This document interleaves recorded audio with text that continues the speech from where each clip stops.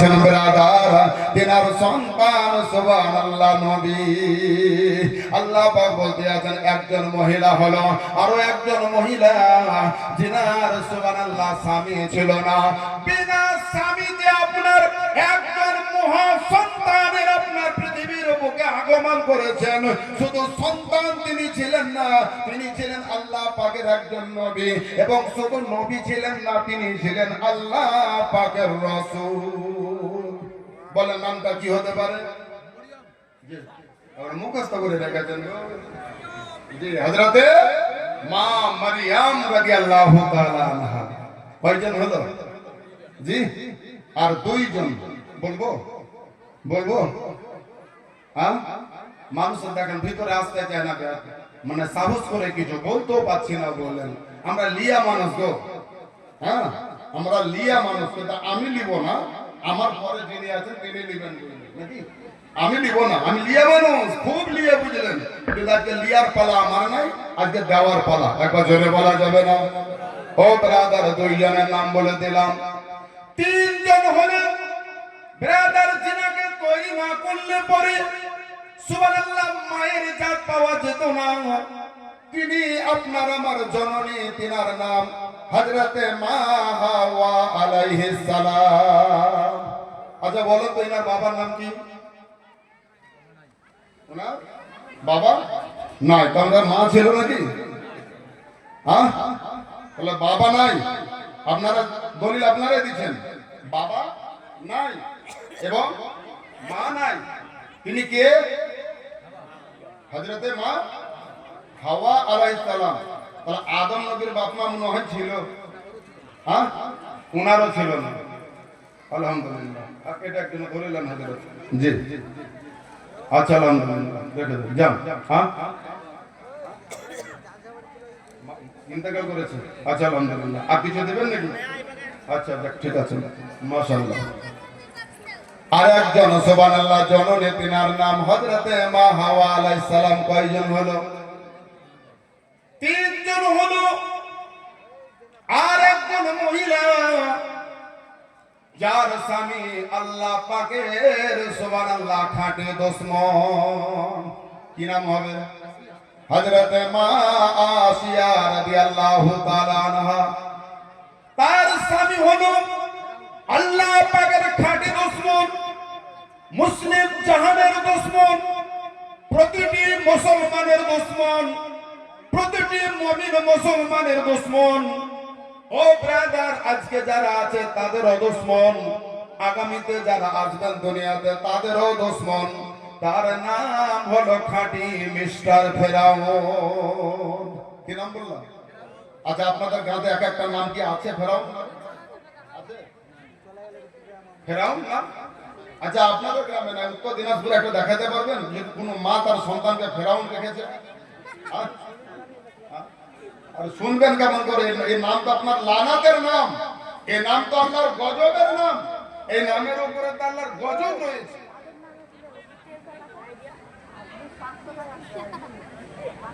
500 টাকা দেবেন? আলহামদুলিল্লাহ। দাদার নামে আমি না, তা আপনারই তো আজ করছি। ওই খাতা কলম কই দেখেন, মা আমিনার নামে 500 টাকা দেবেন। আচ্ছা আলহামদুলিল্লাহ। কি ব্যাপার আপনাদের জালসা সিস্টেম কি গয়া? নাই খাতা নাই পেন বললেন, আজীব ব্যাপার তো। আসুন এই নামটা মনে রাখবেন। হ্যাঁ আমিনা বাবা। ও মা আমিনা বাবা ডাঙ্গি। আচ্ছা যান, বসুন বসুন। একবার জোরে পড়েন, আল্লাহুম্মা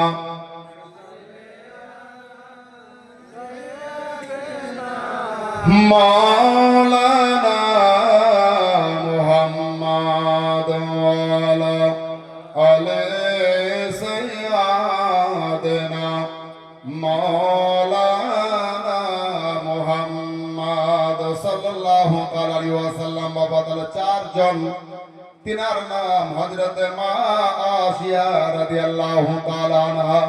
আচ্ছা এইবারে বলুন আল্লাহর নবী যখন দুনিয়াতে আগমন করলেন 570 খ্রিস্টাব্দে মাহে বারায় রবিউল আউয়াল দিন সোমবার শুভ সাদিকে মক্কা নগরী হযরতে মা আমিনা সাইয়্যিদা তাহিরা রাদিয়াল্লাহু তাআলা আনহার ঘরে তখন এই মহিলাগুলি কি তেনারা হায়াতি জগতে ছিলেন?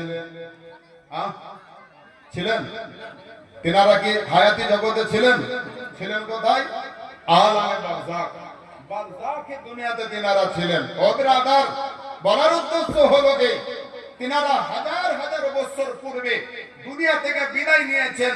হযরতে মা হাওয়া আলাইহিস সালাম ইনি ছিলেন পৃথিবীর সর্বপ্রথম মা এবং সর্বপ্রথম মহিলা।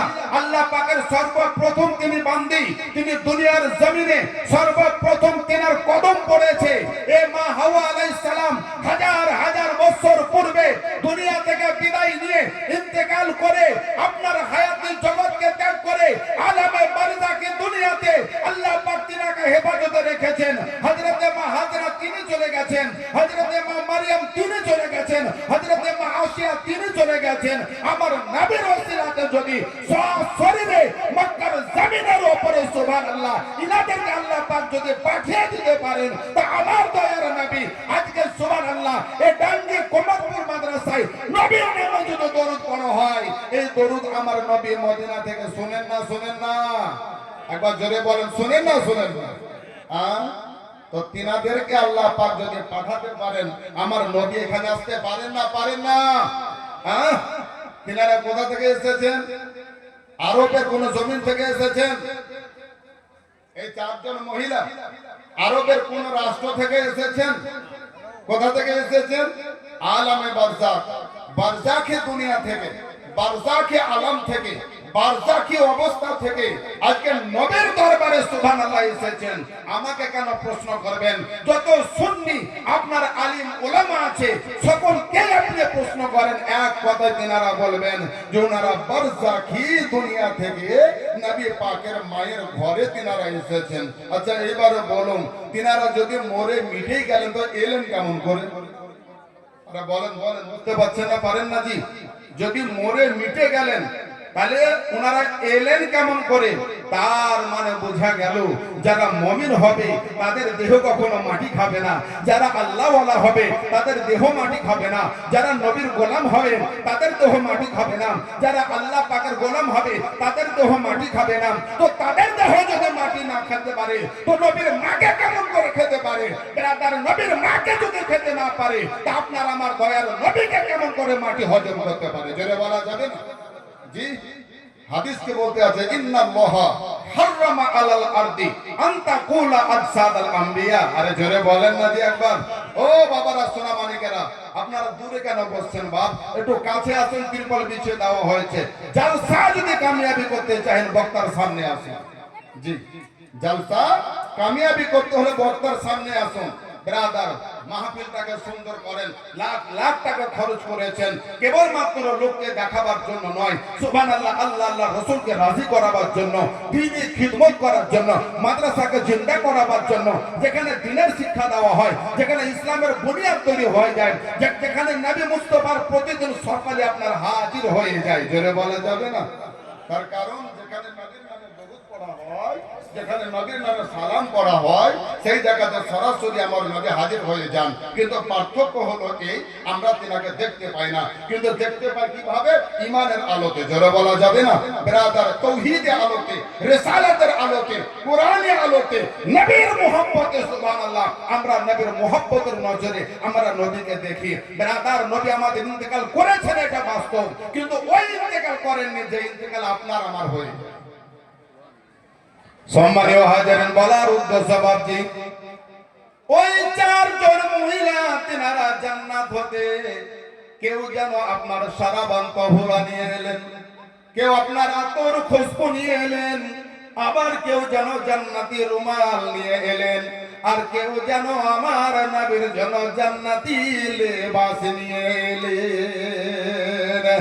চারজন মহিলা হযরতে মা আমিনা সাইয়্যিদা তাহিরা রাদিয়াল্লাহু তাআলা আনহা বাবা কিছু সময়ের জন্য নিজের সুবহানাল্লাহ খাটের উপরে একটু তিনি তন্দ্রা গেছেন। যেমনই তন্দ্রা গেছেন, ও ব্রাদার দেখতে আছেন তিনার চার আপনার সুবহানাল্লাহ তিনার খাটের চার কোণায় চারজন মহিলা দাঁড়িয়ে আছে। মা আমিনা যখন আপনার চোখ খুলে দেখলেন, মা আমিনার যখন বাবা চোখ খুলে গেল, আপনার তাকিয়ে দেখলেন তিনার মাথার ডান দিকে দাঁড়িয়ে আছেন হযরতে মা হাওয়া আলাইহিস সালাম। জোরে বলেন সুবহানাল্লাহ। তিনার মাথার বাম দিকে দাঁড়িয়ে আছেন হযরতে মা মারিয়াম রাদিয়াল্লাহু তাআলা আনহা। আরো দুইজন মা আপনার তিনার পায়ের দিকে দাঁড়িয়ে রয়েছেন। এই ঘটনা কোথায় আছে? আল মুওয়াহিবুল লাদুনিয়া নামক একটা কিতাব আছে, ওই কিতাবের মধ্যে ঘটনা আছে। আপনার খাসাইসুল কুবরার মধ্যে আপনার ঘটনা দেওয়া আছে। ও ব্রাদার সিরাতে মুস্তাফার উপরে আপনার সুবহানাল্লাহ ঘটনা দেওয়া আছে। আল মাদারিসান নবুওয়াতের মধ্যে সুবহানাল্লাহ ঘটনা দেওয়া আছে। বলার উদ্দেশ্য ভাবছেন হযরতে মা আমিনা সাইয়্যিদা তাহিরা রাদিয়াল্লাহু তাআলা আনহা চোখ খুলে দেখতে পেলেন চারজন মহিলা তিনারা দাঁড়িয়ে আছেন। হযরতে মা আমিনা সুবহানাল্লাহ চারজন মহিলার চেহারা যখন জিয়ারত করে নিলেন, মা আমিনা বলতে আছেন আপনারা কারা? মা হাওয়া বলতে আছেন চিন্তা করো না আমিনা, আমার নাম হযরতে মা হাওয়া আলাইহিস সালাম। জোরে বলেন সুবহানাল্লাহ। আর দ্বিতীয় জন বলতে আছেন আমার নাম হযরতে মারিয়াম রাদিয়াল্লাহু তাআলা আনহা। আরেকজন বলতে আছেন আমার নাম হযরতে মা হাজরা রাদিয়াল্লাহু তাআলা আনহা। আরো একজন বলতে আছেন আমার নাম হযরতে মা আসিয়া রাদিয়াল্লাহু তাআলা আনহা। একবার আস্তে করে বলা যাবে না সুবহানাল্লাহ? চিন্তা করবেন না, আমরা আপনার খিদমত করার জন্য এসেছি। ওইদিকে হযরত আব্দুল মুত্তালিব পেরেশান হয়ে গেলেন। আমার টুকটুকে বৌমা আমিনা আমার কাছে কখনো কোনো কিছু চাই না। আমিনার ঘরের কাছে গেলে আপনার এত খুশবু পাওয়া যায়, এত খুশবু পাওয়া যায়। আরবের মধ্যে একটা প্রথা ছিল, সুবহানাল্লাহ, কোন বিধবা মহিলা জীবনে কখনো খুশবু লাগাতে পাবে না। আরবের মধ্যে একটা প্রথা ছিল। আমাদের জেলা পরিষদের সদস্য মাননীয় বলুন বলুন বলুন নাম বলুন।